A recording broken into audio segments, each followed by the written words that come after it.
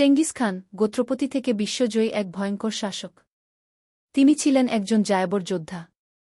কিন্তু তার নামে কাঁপত পুরো পৃথিবী। তার সেনাবাহিনী যেমন ছিল নিষ্ঠুর, তেমনি ছিল অদম্য।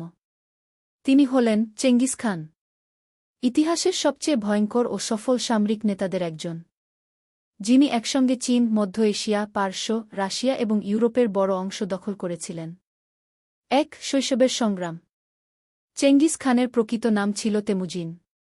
জন্ম খ্রিস্টীয় ১১৬২ সালে মঙ্গোলিয়ার এক জায়বর গোত্রে। শৈশবেই তার বাবা খুন হন। পরিবারকে গোত্র থেকে তাড়িয়ে দেওয়া হয়। তেমুজিন তখন ক্ষুধা, শত্রু আর ঠান্ডার সঙ্গে লড়াই করে বেঁচে ছিল।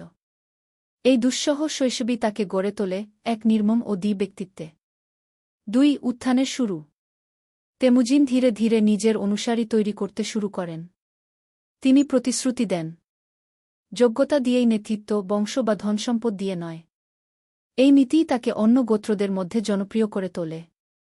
শেষ পর্যন্ত তিনি সব মঙ্গল গোত্রকে একত্র করেন। ১২০৬ সালে তাকে ঘোষণা করা হয় চেঙ্গিস খান অর্থাৎ সকল জাতির মহাশাসক। সাম্রাজ্য বিস্তার। এখান থেকেই শুরু হয় ইতিহাসের সবচেয়ে ভয়ঙ্কর সাম্রাজ্য নির্মাণ। চেঙ্গিস খানের মঙ্গল বাহিনী ছিল অতিমাত্রায় সংগঠিত, দ্রুতগামী ঘোড়সওয়ার এবং ভয়ঙ্কর নির্মম। বিখ্যাত অভিযানের মধ্যে ছিল চীন আক্রমণ ও জিন রাজবংশ ধ্বংস, খাওয়ারিজম সাম্রাজ্য ধ্বংস, আজকের ইরান ও মধ্য এশিয়া, রাশিয়া ও পূর্ব ইউরোপে হানা। তার সৈন্যরা শত্রুদের শহর পুড়িয়ে দিত, বেসামরিক মানুষদের হত্যা করত এবং একটা বার্তা ছড়িয়ে দিত, চেঙ্গিসের সামনে মাথা নত কর, না হলে নিশ্চিহ্ন হয়ে যাও। শুধু ভয় নয়, ছিল কৌশলও। অনেকেই মনে করে চেঙ্গিস ছিলেন শুধু এক নিষ্ঠুর যোদ্ধা, কিন্তু তিনি ছিলেন অসাধারণ কৌশলী ও শাসক। তিনি কূটনীতি ব্যবহার করতেন শত্রুদের বিভক্ত করতে। পাসপোর্ট প্রথা চালু করেন প্যাক্স মঙ্গলিকা নামে।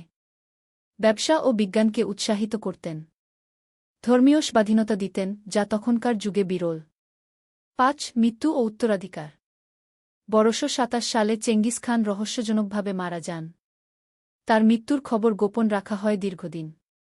কিন্তু মৃত্যুর পরেও তার উত্তরসূরিরা সাম্রাজ্য আরও বাড়িয়ে নেয়। একসময় মঙ্গল সাম্রাজ্য হয়ে ওঠে ইতিহাসের সবচেয়ে বড় স্থলভিত্তিক সাম্রাজ্য। চেঙ্গিস খান একদিকে ছিলেন ভয়ানক, নির্মম ও ধ্বংসকারী, আবার অন্যদিকে ছিলেন সংগঠক, সংস্কারক, ইতিহাস গড়ার এক মহাশক্তি।